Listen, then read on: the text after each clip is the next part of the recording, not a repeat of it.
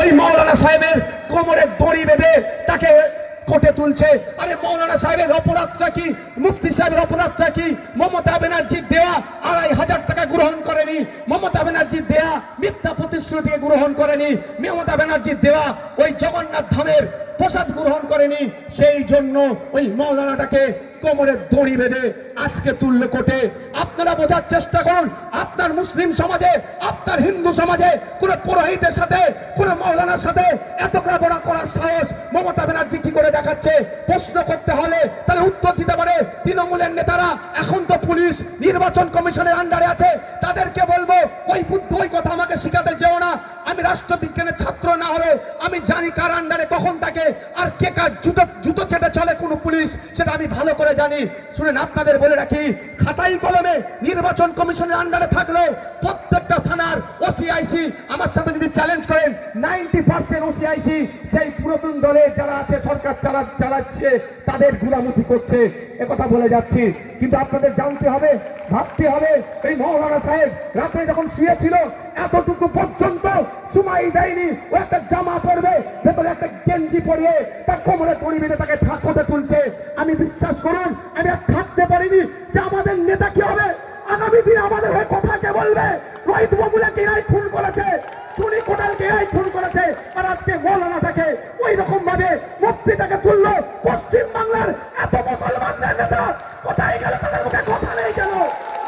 বিশ্বাস করুন, আমি মাথা ঠিক রাখতে পারছি না যে আজকে কোন জায়গায় দাঁড়িয়েছেন আপনারা। আপনারা আমাকে বিজেপির দালাল বলছেন, আর আজকের দিনে একটা মুফতি সাহেবকে কোমরে দড়ি বেঁধে কোটে তুলছে, আপনাদের মুখে কথা নাই। আর কবে আপনারা কথা বলবেন? প্রবাস সময় এসেছে, প্রতিদিন তৈরি করুন, আপনারা কথা বলবে। বিকাশ স্যারকে পাঠান, সবাই পাঠান, তাপস দাকে পাঠান, শামসুর স্যারকে পাঠান, প্রিয়াঙ্কাকে পাঠান, ওই মীনাক্ষীদিকে পাঠান, আপনার হয়ে কথা বলবে। না হলে দিন আসছে আপনার মেয়েকে তুলে নিয়ে গিয়ে ধর্ষণ করবে, আপনার হয়ে কিন্তু কেউ কথা বলবে না। ভাবতে পেরেছেন কোন জায়গায় দাঁড়িয়েছি আমরা? আমার একটা মুফতি সাহেব প্রার্থীর গুলি মারো, ও প্রার্থী ওরকম হাজারো প্রার্থী এসে যাবে, হাজারো প্রার্থী এসে যাবে। প্রার্থী নিয়ে আমি একবারের জন্য ভাবি না। ওকে জেলে রেখে নমিনেশন করে দেখিয়ে দেবো নওশাদ সিদ্দিকীর রাজনৈতিক ক্ষমতা কত আছে। ওকে আটকানো হচ্ছে, তো ওকে আটকানো হচ্ছে যাতে ও নমিনেশন না করতে পারে। কিন্তু আমি আপনাদের বলছি, ওকে জেলে রেখেই আমি নমিনেশন যদি না করাতে পারি, তখন বলবেন ভাইজান আপনার রাজনৈতিক ক্ষমতা কমে গেছে, আমি করে দেখিয়ে দেবো। কিন্তু আমার প্রশ্ন এটাই, আপনার হয়ে বলার লোক কোথায়? আজকে যে অন্যায়টা করলো, এটা কি ভালো ভেবে নেবেন আপনি? আপনারা বলুন, যা আপনারা আওয়াজ দিয়ে বলুন, আপনারা আজকে কোথায়? যারা বিভিন্ন ইস্যুতে উত্তরপ্রদেশে মুসলমানদের উপর অত্যাচার হলে কলকাতার রাজপথে প্রতিবাদ করে, অসমে মুসলমানদের উপর অত্যাচার হলে কলকাতার রাজপথে প্রতিবাদ করে, উড়িষ্যাতে মুসলমানদের উপর অত্যাচার হলে কলকাতার রাজপথে প্রতিবাদ করে, আর আমার বাংলায় মুফতি সাহেব ইসলামিক স্কলারকে একজন সমাজ বিরোধীদের মতো ট্রিট করা হচ্ছে। ভাই, ও তো আর হ্যাবিচুয়েট, আপনার অপরাধী নয় যে পালিয়ে যাবে। যথেষ্ট রেপুটেশন আছে, যথেষ্ট সম্মান আছে, তাকে খালি অর্থাৎ জামা পরার পর্যন্ত টাইম দেয়নি। কে বলতে পারে নির্বাচন কমিশনের আন্ডারে পুলিশ আছে? অত সহজ নয়। ভিডিও আমার কাছে আছে, একটাও সেন্ট্রাল ফোর্স দিয়ে কিন্তু ওর বাড়ির দরজা ভাঙেনি। সে ভিডিও আমার কাছে আছে, সেই ভিডিও আছে যে কটা গিয়ে দরজা ভেঙেছে, কে আপনার হাতে দিয়ে শাবল দিয়ে, সবটাই কিন্তু আমার দিদিমণির পায়ের জুতো চটি চাটা পুলিশ ছাড়া আর কেউ নয়। তাহলে বলুন আপনারা, এখনো যদি মনে করেন যে এখনো নওশাদ সিদ্দিকীদের হাতকে শক্ত করা দরকার নয়, বিকাশ স্যারেদের হাতকে শক্ত করব না, আমি আপনাদের বলি, হ্যাঁ, অস্বীকার করার জায়গা নয় যে বিগত যত সরকার গিয়েছে ক্রমশ শোষণ হয়েছে, কিন্তু একটুটুকু আপনি দেখাতে পারবেন না বিগত 34 বছরের সরকারে গিয়ে তারা এই ধরনের অন্যায় কাজ, একটা মুফতি সাহেবের কোমরে দড়ি বেঁধে তাকে কোটে তুলছে অন্যায়ভাবে। অতটুকুই অপরাধ যে মমতা ব্যানার্জির কাছে সে বৎসতা স্বীকার করেনি। দেখাতে পারবেন আপনারা? বোন দেখাতে পারবেন? তাই আমি বলবো আপনাদের বোঝার টাইম এসেছে। আপনাদের ওই লড়াই করবে কে? আজকে চুনি কোটাল আজকে আত্মহত্যা করতে বাধ্য করেছিল কেন জানেন?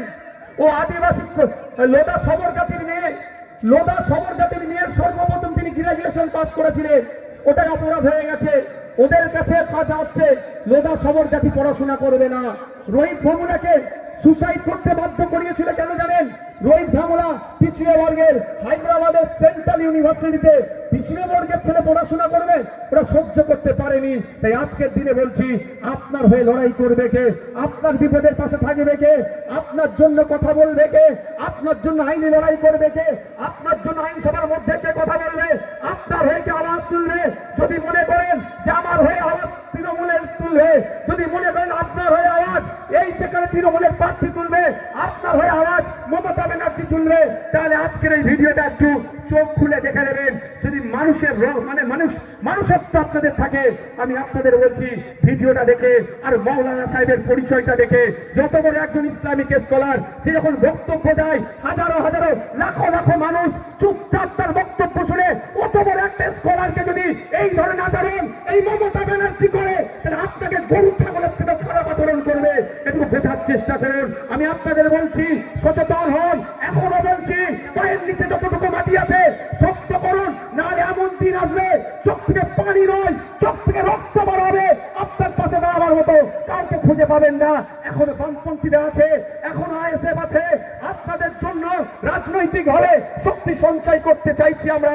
রাজনৈতিক ভাবে রাজনৈতিক কাজের মোকাবেলা হবে এমন কোন আর্টিকেল নাই।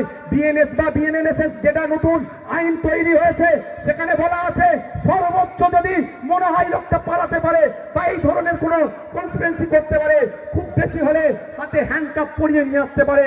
কিন্তু আইনে কোনো জায়গায় বলা নাই তার কোমরে দড়ি বেঁধে নিয়ে যাবে। সম্পূর্ণরূপে তার প্রাইভেসিতে আঘাত দেওয়া হয়েছে, তার আইন বহির্ভূত কাজ করা হয়েছে। সম্পূর্ণরূপে তার উপর অন্যায় অনৈতিক ভাবে এই অত্যাচার করা হয়েছে। একজন মুফতি সাহেব একজন ইসলামিক স্কলারকে যদি এইরকম করে, তাহলে সাধারণ একজন দলিত আদিবাসী মুসলমানকে পায়ের নিচে ফেলে কুচলাবে।